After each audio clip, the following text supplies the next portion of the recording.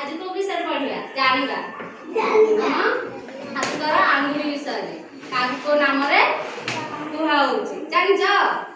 केतरा आंगुल अछि गोटे हाथ रे पांचटा नाम जानिछ ना तमर जदी नाम अछि आंगुल मन कहले कोन अछि नाम अछि जानिछ हां हां कि नै कहू ना हो काई जे हम वाला से आसीबा के कहइबो जानि ना एरा के आंगुल को अछि बड़ बड़ को बुद्धांगुली एरा को दुष्ट नाही एरा को तर्जनी ला एरा को क्या कहउची मध्यमा एरा को अनामिका एरा को कनिष्ठ एरा को भी कनिष्ठ कहउची सब आंगुल जे आंगुल कोन छोट छोट ना नहीं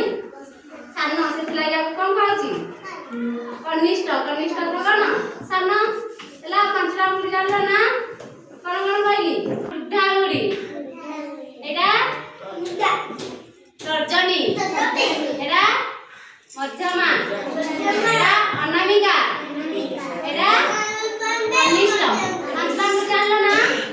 हमर जदी नाम अछि आंगुल मानकर भी नाम अछि जानि पारिलो हां के कहि पारिबा का एठी आसलो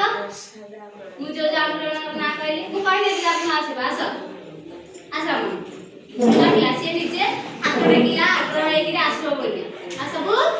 गंधिया पिला आस गुड बॉय अमन गुड बॉय सुना पिला देखा पांचटा आंगुल देखा केतना आंगुल देता बड़ बाटी रे पांचटा आंगुल गोटे हाथ रे केतना आंगुल खाउची पांचटा हला ଆମେ आज पांचटा आंगुल नाम जानिले एबो अमन कहइबो हला एरे के आंगुल अमन बुद्धांगुली देखलो से कहला एरा तर्जनी एरा धमा एरा अनामिका अनामिका पुरी नाम नाही कि रे मन रखो एरा कनिष्ठ अथ सानो कनिष्ठ अथ कोन कनिष्ठ अथ सानो हला तोरे सानो भाई बहन छोट हमर संस्कृत भाषा रे कनिष्ठ कहउ जति ना हला कनिष्ठ एरे सब आंगुल देखुना हमर सब आंगुल से ए आंगुल कोन छोट अछि ना ए आंगुल छोट अछि ना नाही हां एले मैं आपको कनिष्ठ कहउ वृद्धा अथ कोन बूढ़ा माने सब आंगुल से आंगुल कोन बड़ अछि मोटा अछि हला एले एरा को